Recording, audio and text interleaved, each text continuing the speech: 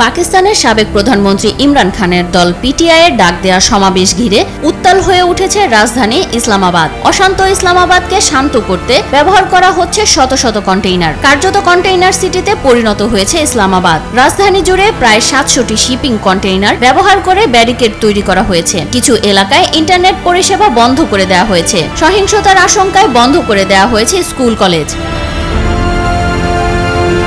পাকিস্তানের সাবেক প্রধানমন্ত্রী ইমরান খানের মুক্তি, সরকারের পদত্যাগ ও সংবিধানের 26তম সংশোধনী বাতিলের দাবিতে রাজধানী ইসলামাবাদে জড়ো হয়েছেন তার হাজার হাজার কর্মী সমর্থক। পরিস্থিতির অবনতি হওয়ায় এবং বিক্ষোভ দমাতে বদ্ধপরিকর পাকিস্তানের সরকার এরই মধ্যে সেনাবাহিনীও মোতায়েন করেছে সেখানে। সাবেক প্রধানমন্ত্রী ইমরান খানের সমর্থকরা যেন রাজধানীর গুরুত্বপূর্ণ সরকারি অবকাঠামোতে ঢুকে পড়তে না পারেন সেজন্য নেওয়া হয়েছে এমন ব্যবস্থা।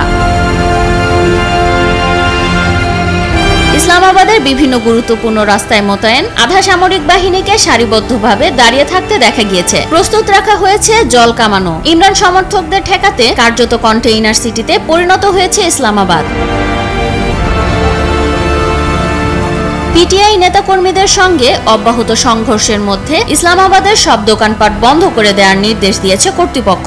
সমাবেশের কেন্দ্রস্থ ডি চক সহ আশপাশের বিভিন্ন এলাকায় অবস্থান নিয়েছেন সেনা সদস্যরা। এই পরিস্থিতিতে বিক্ষোভকারীদের সরিয়ে দিতে আইন শৃঙ্খলা রক্ষাকারী বাহিনী বড় ধরনের অভিযানে যেতে পারে এমন আশঙ্কাও ছড়িয়ে পড়েছে চারদিকে। সমাবেশ ঘিরে উত্তাল ইসলামাবাদে এখন পর্যন্ত 7 জন নিহতের খবর পাওয়া গেছে।